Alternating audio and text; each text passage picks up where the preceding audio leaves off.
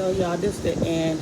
This is the epilogue with the end of Kindred. Hope y'all enjoyed it so far. So it's like a one page. And yeah, let's get into it. We flew to Maryland as soon as my arm was well enough. Then we rented a car. Kevin was driving again, finally, and wandered around Baltimore and over to Easton.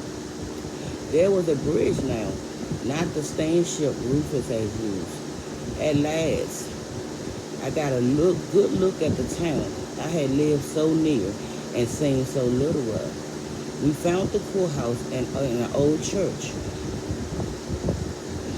A few other buildings time has not worn away, and we found Burger King and Holiday Inn and Texaco, and schools with black kids and white kids together, and other people who looked at Kevin and me, then looked again.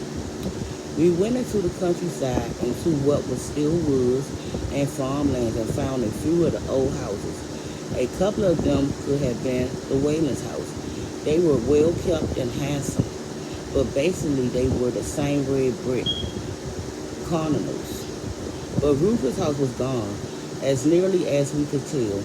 Its site was now covered by a broader field of corn. The house was dust like Rufus. I was the one who insists on trying to find his grave, questioning the farmers about it because Rufus, like his father, like old Murray and Alice, had probably been buried on the plantation. But the farmers knew nothing, or at least said nothing. The only clue we found, more than a clue really, was an old newspaper article. A notice that Mr. Rufus Whalen has been killed when his house caught fire and was partially destroyed. And in later papers, notice of the sale of the slaves from Mr. Rufus Whalen's estate. These slaves were listed by their first names with their approximate ages and their skills given. All three of Nigel's sons were listed, but Nigel and Curry were not. Sarah was listed, but Joe and Hager were not. Everyone else was listed. Everyone. I thought about that, but together as many pieces as I could. The flyer, for instance, Nigel had probably set it to cover what I had done, and he had covered. Ruby was assumed to have burned to death. I could find nothing in the complete newspaper records to suggest that he had been murdered, or even that the fire has been arson. Nigel must have done a good job. He must have managed to get Margaret Whalen out of the house alive. There was no mention of her dying, and Margaret had relatives in Baltimore. Also, Hager's home has been in Baltimore. Kevin and I went back to Baltimore to skim newspapers, legal records, anything we could find that might tie Margaret and Hager together or mention them at all.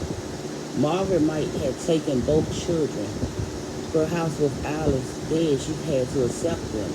They were her grandchildren, after all, the son and daughter of her only son. She might have cared for them. She might also have held them as slaves. But even if she had, Hager at least lived long enough for the 14th Amendment to be free. He could have left her a will, Kevin told me outside one of our hunts, the Maryland Historical Society. He could have freed these people, at least when he had no more use for them. But there was his mother to consider, I said, and he was only 25. He probably thought he had plenty of time to make it real. Stop defending him, muttered Kevin. I hesitated, then shook my head. I wasn't. I guess in a way, I was defending myself, you see. I know why he wouldn't make that kind of will. I asked him, and he told me. Why? Because of me. He was afraid I'd kill him afterwards. You wouldn't even have had knew how. You wouldn't even have had to know about it. Yes, but I guess he wasn't taking any chances. Was he right to be afraid? I don't know. I doubt it. Considering what you took from him, I don't think you were really capable of killing him until he attacked you. And barely then, I thought. Kevin will never know what those last moments have been like. I had outlined them for him, and he asked 2 questions. For that, I was grateful. Now I said simply self-defense. Yes, he said, but the cause, neither children, sir, all of the others, is over, he said. There's nothing you can do to change any of it now.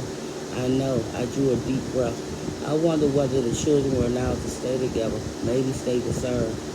Yeah, you'll look, he said, and you found no records. You probably never know. I touched the scar Tom Weather boot had left on my face. Touched my empty sleeve. I know, I repeated. Why did I even want to come here? You think I would have had enough of the past?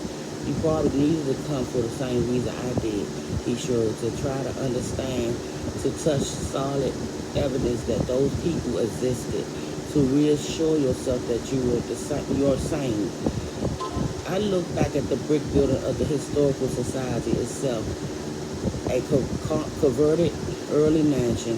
If we told anyone else about this, anyone at all, they wouldn't think we were so sane. We are, he said, and now that boy is dead, we had some chance of staying that way. So, y'all, that was the end of Kindred.